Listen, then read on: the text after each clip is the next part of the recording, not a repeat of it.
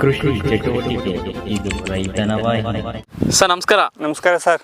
Sir ಮೊದಲನೇದಾಗಿ ನಿಮ್ಮೊಂದು ಕಿರು ಪರಿಚಯ ಮಾಡಿಕೊಡಿ ಸರ್. ರಾಮಕೃಷ್ಣ ಅಂತ ಹೇಳ್ಬಿಟ್ಟು ನಮ್ದು ಇಲ್ತೋರೆ ಗ್ರಾಮ, ದೇವನಹಳ್ಳಿ ತಾಲೂಕು, ಬೆಂಗಳೂರು ಗ್ರಾಮ ಅಂತ. ಸರ್ ನೀವು ಮುಂಚೆ ಏನು ಮಾಡ್ತಾ ಇದ್ರಿ ಸರ್? ಮುಂಚೆ ಚಿಲ್ಲರೆ ಬೆಳೆ ಎಲ್ಲ ನೌಕೋಲು, ಕ್ಯಾರೆಟು, ಬೀಟ್ರೂಟು, ಹುಳಿ, ಬೀನ್ಸು ಎಲ್ಲ ಬೆಳೀತಾ ಇದ್ರಿ. ಅದು ಲೇಬರ್ ಪ್ರಾಬ್ಲಮ್ ಆಗಿ ಇವಾಗ ಆಪಲ್ ಬೆಳಿಬೇಕು ಅಂತ ಯೂಟ್ಯೂಬಲ್ಲಿ ನೋಡ್ಬಿಟ್ಟು ಮಾಡಿದ್ರೆ, ಯೂಟ್ಯೂಬಲ್ಲಿ ನೋಡಿ ನಾರು ಎಲ್ಲಿ ತಗೊಂಬರೋದು ಅಂತ ಇದು ಮಾಡ್ತಾ ಇದ್ದೆ. ಬೆಂಗಳೂರು ನರ್ಸರಿ ಹತ್ರ ಹೋದೆ, ಅವರೆಲ್ಲ ನಮ್ಗೆ ಮಾಹಿತಿ ಕೊಟ್ಟರು ಚೆನ್ನಾಗಿ. ಓಕೆ, ಹಿಂಗೆ ಮಾಡ್ಬೋದು, ಹಿಂಗೆ ಮಾಡಬೇಕು ಅಂತ. ಆಮೇಲೆ ಅವರು ಹೇಳ್ದಂಗೆ ನಾನು ಹತ್ತಡಿ ಗುಣಿ ಹಾಕಿ ಎಲ್ಲ ಮಡಗಿದ್ದೆ. ಅವರು ಇದು ಕಾಶ್ಮೀರದಿಂದ ತರಿಸ್ಕೊಟ್ರು ಗಿಡನ. ಓಕೆ, ಮೊದಲೇ ಗೊಬ್ಬರ ಎಲ್ಲ ಹಾಕಿ ಗುಣಿ ಒಳಗೆ ಇದು ಮಾಡಿ ಮಡ್ಕೊಂಡಿದ್ದೆ. ಆಮೇಲೆ ಡಿಸೆಂಬರ್ ಒಳಗೆ ಗಿಡ ನೆಟ್ಟೆ. ಜನವರಿ ಫೆಬ್ರವರಿಗೆಲ್ಲ ಒಂದೊಂದು ಅಡಿ ಬಂದಿತ್ತು ಗಿಡ. ತಿರುಗಿ ಒಂದು ಕರೆಕ್ಟಾಗಿ ಒಂದು ವರ್ಷಕ್ಕೆ ಹಾರ್ವೆಸ್ಟಿಂಗ್ ಬಂತು ಗಿಡ ಕಟಿಂಗ್. ಯಾವ ಟೈಮಲ್ಲಿ ಸರ್ ನಾಟಿ ಮಾಡಿದ್ದು? ಡಿಸೆಂಬರಲ್ಲಿ. ಲಾಸ್ಟ್ ಇಯರ್ ಡಿಸೆಂಬರಲ್ಲಿ ಮಾಡಿ ಈ ಡಿಸೆಂಬರ್ಗೆ ಕಟಿಂಗ್ ಹಾಕಿದೆ. ಓಕೆ, 2 ತಿಂಗಳಕ್ಕೆಲ್ಲ ಈ ಥರ ಫಸಲು ಬಂದಿದೆ. ಸರ್ ಎಷ್ಟು ವೆರೈಟಿ ಆಗಿದ್ದೀರಾ ಸರ್ ಇಲ್ಲಿ? 3 ವೆರೈಟಿ ಇದೆ ಸರ್. 3 ವೆರೈಟಿ ಯಾವ್ದು ಹಾಕಿದ್ದೀರಾ? ಅಣ್ಣ ವೆರೈಟಿ, HRM, ಓಕೆ, ತಿರ್ಗಾ ಡಾರ್ಕ್ ಸೆಟ್ ಗೋಲ್ಡ್, 3 ವೆರೈಟಿ ಹಾಕಿದ್ದೀನಿ. ಎಲ್ಲ ಚೆನ್ನಾಗಿ ಬಂದಿದೆ. ಎಷ್ಟು ಎಕರೆ ಇದೆ ಸರ್ ಇದು ಜಮೀನು? 1 ಎಕರೆ ಇದೆ ಸರ್. 1 ಎಕರೆ ಇದೆ. 480 ಗಿಡ ಹಾಕಿದ್ದೀನಿ. 480 ಗಿಡ ಹಾಕಿದ್ದೀರಾ? ಓಕೆ. ಸೊ ಇದ್ರದ್ದು ಮೇಂಟೆನೆನ್ಸ್ ಯಾವ ಥರ ಮಾಡ್ಬೇಕು ಸರ್? ಮೇಂಟೆನೆನ್ಸ್ ಏನಿಲ್ಲ ಸರ್, ನಾನೇನು ಅಂತ ಮೇಂಟೆನೆನ್ಸ್ ಏನು ಮಾಡಿಲ್ಲ. ಗಿಡ ಹೂಣಿದ್ದಷ್ಟೇ. ಆಮೇಲೆ ಸೈಡ್ ರಂಬೆಗಳು ಬರೋವು, ಅವು ಕಟ್ ಮಾಡಿ ಅಂತ ಹೇಳಿದ್ರು, ಕಟ್ ಮಾಡಿದೆ. ಇದುವರೆಗೂ ನಾನು ಹಾರ್ವೆಸ್ಟಿಂಗ್ ಮಾಡೋ ನಾನು ಏನು ಹಾಕಿಲ್ಲ. ಮೊದ್ಲು ಹಾಕಿದ ಗೊಬ್ಬರನೇ ಹಾಕಿದ್ದು. ಆಮೇಲೆ ಏನು ಮಾಡಿಲ್ಲ. ಹಾರ್ವೆಸ್ಟಿಂಗ್ ಮಾಡಕ್ ಮೊದಲು ಹಿಂಡಿ ಗೊಬ್ಬರಗಳು ಹಾಕಿದೆ. ಹಿಂಡಿಗಳು ಆಮೇಲೆ ಹಾರ್ವೆಸ್ಟಿಂಗ್ ಮಾಡಿದ್ರೆ ಈ ಥರ ಬಂದಿದೆ. ಅಂದರೆ ಇದಕ್ಕೆ ಇದು ಬೆಳೆಯೋ ಹಂತದಲ್ಲಿ ಯಾವ್ಯಾವ ರೋಗಗಳು ಬರುತ್ತೆ ಸರ್ ಇದಕ್ಕೆ? ಇದುವರೆಗೂ ನನಗೆ ಯಾವ ರೋಗ ಅನಿಸಿಲ್ಲ. ಅದೇ ಎಲೆ ತಿನ್ನೋ ರೋಗ ಬಂದಿತ್ತು, ಹುಳ. ಅದಕ್ಕೆ ಔಷಧಿ ಅಂಗಡಿಯಲ್ಲಿ ಹೋಗಿ ಕೇಳೋದನ್ನ ಕೊಟ್ಟಿದ್ರು, ಅದೇ ಹೊಡೆದೆ, ಅದೇ ಕಂಟ್ರೋಲ್ ಬಂತು ಅಷ್ಟೇ. ಅಮ್ಮಮ್ಮ ಅಂದರೆ 4-5 ಕಿತ ಹೊಡೆದಿದ್ದೀನಿ ನಾನು ಅಷ್ಟೇ. ರೋಗಕ್ಕೆ ಒಂದು ವರ್ಷದಲ್ಲಿ ಒಂದು 4-5 ಕಿತ ಹೊಡೆದಿದ್ದೀನಿ. ಅಷ್ಟೊಂದು ಏನು ಇದಿಲ್ಲ, ಮೇಂಟೆನೆನ್ಸ್ ಬೇಕಾಗಿಲ್ಲ. ರಾಗಿ ಬೆಳೆ ಇದ್ದಂಗೆ ಬಿಸಾಕಿದ್ರೆ ಬಂದಂಗೆ ಅಂತ ಲೆಕ್ಕದಾಗ ನಾನು ಬೆಳೆದಿದ್ದೀನಿ ಅಷ್ಟೇ. Okay okay. ಸೊ ಇದಕ್ಕೆ ನೀರಿನ ಇದು ಮಾಡಿಲ್ಲ. ಇದಕ್ಕೆ ನೀರಿನ ವ್ಯವಸ್ಥೆ ಯಾವ ಥರ? ನೀರಿನ ವ್ಯವಸ್ಥೆ ಅಂದರೆ ಗಿಡದಾಗ ವಾರಕ್ಕೆ 1 ಕಿತ ಕೊಡೇನೆ, ವಾರಕ್ಕೆ 1 ಕಿತ. ಇವಾಗ ಕಾಯಿ ಬಂದಾಗ ವಾರಕ್ಕೆ 2 ಕಿತ 3 ಕಿತ ಬಿಡ್ತಾ ಇದ್ದೀನಿ.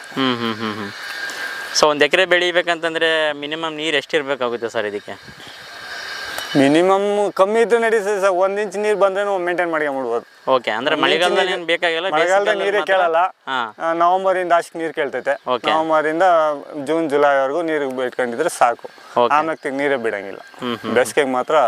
ಸೊ ಇದೇ ನಿಮ್ದು ಮೊದಲನೇ ಕಟಿಂಗ್ ಬಂದಿರೋದು? ಇದೇ 1 ಇಯರ್ ಆಯ್ತು. 1 ಇಯರ್ ಒಳಗಡೆ ನಿಮಗೆ ಕ್ರಾಪ್ ಬಂತು. ಹೌದು. ಇಳುವರಿ ಎಷ್ಟು ಎಕ್ಸ್ಪೆಕ್ಟ್ ಮಾಡ್ತಾ ಇದ್ದೀರಾ ಸರ್? ಚೆನ್ನಾಗಿ ಬಂದಿದೆ. ನನ್ನ ಅನ್ಗಣಕ್ಕಿಂತ ಜಾಸ್ತಿನೇ ಬಂದೈತೆ. ಓಕೆ, ಅಂದರೆ ಇಷ್ಟೇ ಇಳುವರಿ ಬರ್ತೈತೆ ಅಂತ ನನಗೂ ಇದಿಲ್ಲ. ಗಿಡಕ್ಕೆ ಒಂದು 5-6 kg ಸಿಕ್ಕೇಬೋದು. ಒಂದು 10 kg ಒಳಗಡೆ ಇದೈತೆ.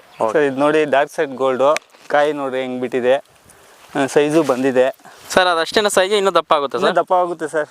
ಓಕೆ, ಇನ್ನೂ ಇರ್ಬೇಕು, 2 ತಿಂಗಳು ಇರ್ಬೇಕಲ್ಲ. ಇನ್ನೂ 2 ತಿಂಗಳ ಇರ್ಬೇಕು. ಇನ್ನೂ 2 ತಿಂಗಳ ಬೇಕು. ದಪ್ಪ ಆಗುತ್ತೆ. ಇದು HRM. ಇದು ಯಾವ ವೆರೈಟಿ ಸರ್? HRM. ಓಕೆ, ಇದು ಇನ್ನು ದಪ್ಪ ಆಗ್ತವೆ. ಎಲ್ಲ ಇದು 1 ತಿಂಗಳ ಕಾಯಿ ಅಷ್ಟೇ. ಇದು 1 ತಿಂಗಳ ಕಾಯಿ. ಸರ್ ಮಾರ್ಕೆಟಿಂಗ್ ಯಾವ ಥರ ಮಾಡ್ತಾ ಇದ್ದೀರಾ ಸರ್?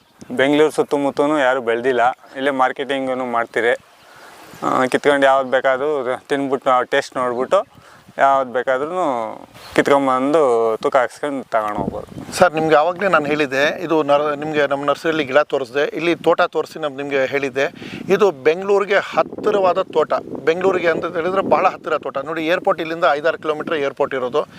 ಇದು ಬಹಳ ಹತ್ತಿರ. ಇವ್ರಿಗೆ ನಾನು ಗಿಡ ಕೊಟ್ಟಿದ್ದೀನಿ. 480 ಗಿಡ ಇದೆ ಇವ್ರ ಹತ್ರ. ಲಾಸ್ಟ್ ಡಿಸೆಂಬರಲ್ಲಿ ಕೊಟ್ಟಿದ್ದೀನಿ ಇವ್ರ ಹತ್ರ ಇವ್ರಿಗೆ ಗಿಡ. ಮತ್ತು ಈ ಡಿಸೆಂಬರ್ಗೆ ಬಂದು ಇವ್ರಿಗೆ ಪ್ರೂನಿಂಗ್ ಹೆಂಗೆ ಮಾಡೋದೆಲ್ಲ ಹೇಳಿಕೊಟ್ಟೆ. ಕಾಶ್ಮೀರಿಂದನೇ ಒಬ್ಬರನ್ನ ರೈತರನ್ನ ಕರೆಸಿ ಇಲ್ಲಿ ಪ್ರೂನಿಂಗ್ ಹೆಂಗೆ ಮಾಡ್ಬೇಕಂತ ಹೇಳ್ಬಿಟ್ಟು ರೈತರಿಗೆ ಹೇಳಿ ಎಲ್ಲ ತೋರಿಸಿಕೊಟ್ಟೆ. ಅದಾದಮೇಲೆ ಏನು ಅದಕ್ಕೆ ಔಷಧಿ ಏನು ಮಾಡಬೇಕು ಅನ್ನೋದು ಎಲ್ಲ ಹೇಳಿಕೊಟ್ಟೆ ಅವ್ರಿಗೆ. ಔಷಧಿಗಳು ಏನಿಲ್ಲ, ಸಿಂಪಲ್ ಇರ್ತದೆ, ನಿಮಗೆ ಸಾಫ್ ಈ ಥರ ಹೊಡ್ಕೊಳ್ಳೋದು ಇರ್ತದೆ, ಫಂಗಸೈಡ್ ಅದು ಅಷ್ಟೇ, ಬೇರೆ ಯಾವುದೂ ಇಲ್ಲ, ಔಷಧಿ ಹೊಡ್ತಿಲ್ಲ. ಈ ಥರ ಹೊಡ್ಕೊಂಡು ಇಲ್ಲ ಬೆಳೆ ಎಲ್ಲ ತೆಗೆದಾರೆ. ಯಾರನ್ನು ಈ ತೋಟದಲ್ಲಿ ಬಂದು ನೋಡ್ಬೇಕಂತಾರೆ, ಯಾರು ಈಗ ಕಾಶ್ಮೀರಿಗೆ ಹೋಗಿ ನಾವು ಆಪಲ್ಲು ಅಲ್ಲಿ ಗಿಡದಲ್ಲಿ ಕೀಳಬೇಕು ಅನ್ನೋರು ಇದ್ದರೆ ಕಾಶ್ಮೀರಿಗೆ ಹೋಗೋ ಅವಶ್ಯಕತೆ ಇಲ್ಲ. ಬೆಂಗಳೂರಲ್ಲಿ ಇಳಿತೊರೆ ಗ್ರಾಮ ಇದು, ದೇವನಹಳ್ಳಿ ಕಸಬಾ ಇದು, ದೇವನಹಳ್ಳಿಗೆ ಬಹಳ ಹತ್ತಿರ ಇದು. ನಿಮಗೆ ಸಾದಳ್ಳಿಯಿಂದ ಮುಂದೆನೇ ಇರೋದು ಇದು. ಸಾದಳ್ಳಿ ನಿಮಗೆ ಗೇಟ್ ಇದೆ, ಅಲ್ಲಿಂದ ಮುಂದೆ ಬಂದರೆ ನಿಮಗೆ ಇದು ಸಿಕ್ಕೋಗ್ಬಿಡ್ತದೆ. ಇಲ್ಲಿಗೆ ಬಂದರೆ ನಿಮಗೆ ಇಲ್ಲಿ ನೋಡ್ಬೋದು ತೋಟ. ಯಾರಿಗಾನ ಕಾಯಿ ಬೇಕಂದ್ರೂ ನೀವು ಕಾಯಿ ತಿಂದು ಇವ್ರು ಕಾಯಿ ಕೊಡ್ತಾರೆ, ತಿಂದು ನೋಡಿ ನೀವು ಆಮೇಲೆ ಇಲ್ಲೇ ಹಾರ್ವೆಸ್ಟ್ ಮಾಡಿ ಇಲ್ಲೇ ತೂಕ ಮಾಡಿ ತಗೋಬೋದು. ನಿಮಗೆ ಇಲ್ಲೇ ಅವ್ರ ಕಾಯಿನೂ ಕೊಡ್ತಾರೆ. ನಿಮಗೆ ಯಾವುದು ಬೇಕೋ ಆ ಥರ ತಗೋಬೋದು. ಇವರೆಲ್ಲ ಆರ್ಗ್ಯಾನಿಕಾಗಿ ಬೆಳೀತಾರೆ ನೋಡಿ, ಎಲ್ಲ ಮಲ್ಚಿಂಗ್ ಮಾಡಿದ್ದಾರೆ ನೋಡಿ, ಎಲ್ಲ ಮಲ್ಚಿಂಗ್ ಮಾಡಿದ್ದಾರೆ, ಎಲ್ಲ ಆರ್ಗ್ಯಾನಿಕಾಗಿ ಬೆಳೀತಾರೆ. ಬಹಳ ಇದು ಪೇಷಂಟ್ಸ್ ತೊಗೊಂಡು ಮಾಡಿದ್ರು. 1 ವರ್ಷದಲ್ಲಿ ಕ್ರಾಪ್ ತೊಗೊಂಡಿದ್ದಾರೆ ಅಂತ ಹೇಳಿದರೆ ನೀವು ಯಾವ ಥರ ರೈತರು ಇರ್ಬೋದು ಅಂಥೇಳಿ ನೀವೇ ಅರ್ಥ ಮಾಡ್ಕೋಬೋದು.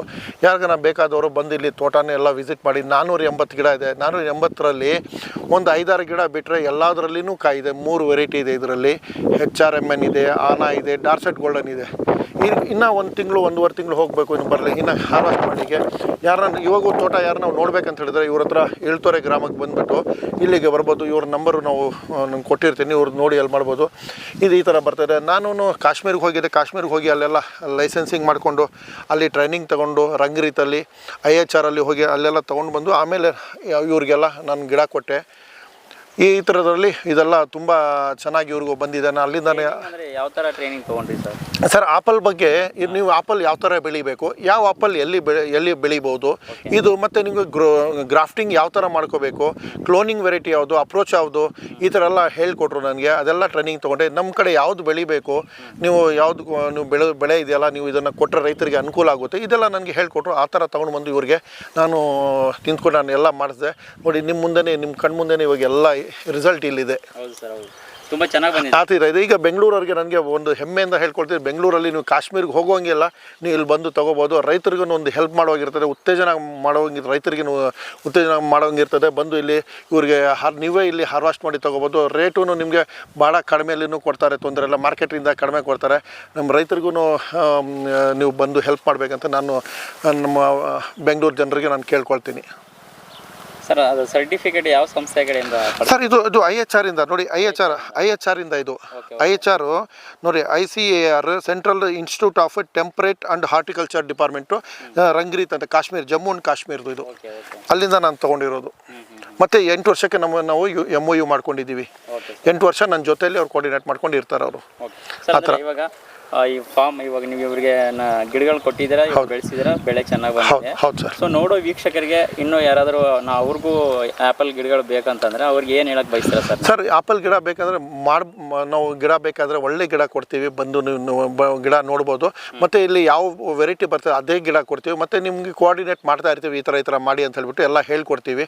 ಬಂದು ಬಂದು ಇದು ಮಾಡಿದ್ರೆ ಅದೆಲ್ಲ ಥರದ್ದು ನಾವು ಹೇಳ್ಕೊಡ್ತೀವಿ ಸರ್ ಎಲ್ಲ. ಅದು ಓಕೆ ಸರ್, ನಿಮ್ಮ ನಂಬರು ಕೊಟ್ಟಿರ್ತೀರಲ್ವ? ನಮ್ಮ ನಂಬರ್ ಕೊಟ್ಟಿದ್ದೀನಿ, ರೈತರ ನಂಬರ್ ಕೊಟ್ಟಿರ್ತೇನೆ. ಇವ್ರಿಗೆ ನಾವು ಹೆಲ್ಪ್ ಮಾಡಿ, ಯಾಕಂದರೆ ಒಂದು ಈ ಥರ ಮಾಡಿದ್ರೆ ರೈತರಿಗೆ ಹೆಲ್ಪ್ ಮಾಡಿದ್ರೆ ನಿಮಗೆ ಇನ್ನೂ ಈ ಥರ ರೈತರು ಎದ್ದು ನಿಂತ್ಕೊಳ್ತಾರೆ. ಆ ರೀತಿಯಲ್ಲಿ ನಿಮಗೆ ರೈತರು ತುಂಬ ಇದು ಮುಂದೆ ಬರ್ತಾರೆ. ನನ್ನ ಅನಿಸಿಕೆ ಆ ಥರ ಇರ್ತದೆ ಸರ್. ಕೃಷಿ ಚಟುವಟಿಕೆ ಇದು ರೈತನ ವಾಹಿನಿ.